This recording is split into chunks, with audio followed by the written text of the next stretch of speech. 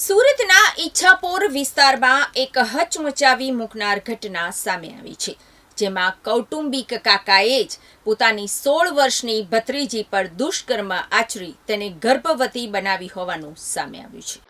આ ઘટનાનો પર્દાફાશ ત્યારે થયો જ્યારે કિશોરીને પેટમાં દુખતા માતા તેને ડોક્ટર પાસે લઈ ગઈ। તબીબી તપાસમાં 6 મહિનાનો ગર્ભ હોવાની જાણકારી મળતા પરિવાર સ્તબ્ધ થઈ ગયો। બાળકીના મૌન પાછળ એક ગમગીન સત્ય છુપાયેલું હોવાનું સમજાયું। આ મામલાની ગંભીરતા જોતા કિશોરીની માતાએ ઈચ્છાપોર પોલીસ સ્ટેશનમાં ફરિયાદ નોંધાવી। પોલીસને મળેલી માહિતી પ્રમાણે આ દુષ્કર્મ કરનાર કોઈ બીજો નહીં પણ કિશોરીનો પોતાનો કાકો હતો। તેના પર પોક્સો એક્ટ હેઠળ ગુનો નોંધવામાં આવ્યો છે।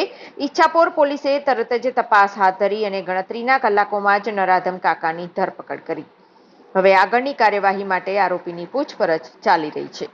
એસીપી દીપ વકીલે જણાવ્યું કે પોલીસે કિશોરીના નિવેદનને આધારે વધુ તપાસ શરૂ કરી છે અને આરોપીની ધરપકડ કરવામાં આવી છે। તે હજીરાની એક કંપનીમાં નોકરી કરે છે। આરોપી કૌટુંબિક કાકા છે।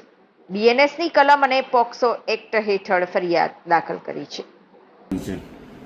ગત તારીખ 14/9/2024ના રોજ રાત્રિના લગભગ 00:15 કલાકની આસપાસ ઈચ્છાપુર પોલીસ સ્ટેશન ખાતે ભરતી આવતા અમોએ બીએનએસ તથા પોક્સોની વિવિધ કલમો હેઠળ એક બાળકી પર બળાત્કારના ગુનો દાખલ કરેલ છે। આ બનાવમાં બાળકી ઉપર તેના કૌટુંબિક કાકાએ અવારનવાર શરીર સંબંધ બાંધીને બાળકીને ગર્ભવતી કરતા બાળકીને પેટમાં દુખી આવતા તેની માતા ખાનગી હોસ્પિટલમાં તપાસ માટે લઈ ગઈ હતી।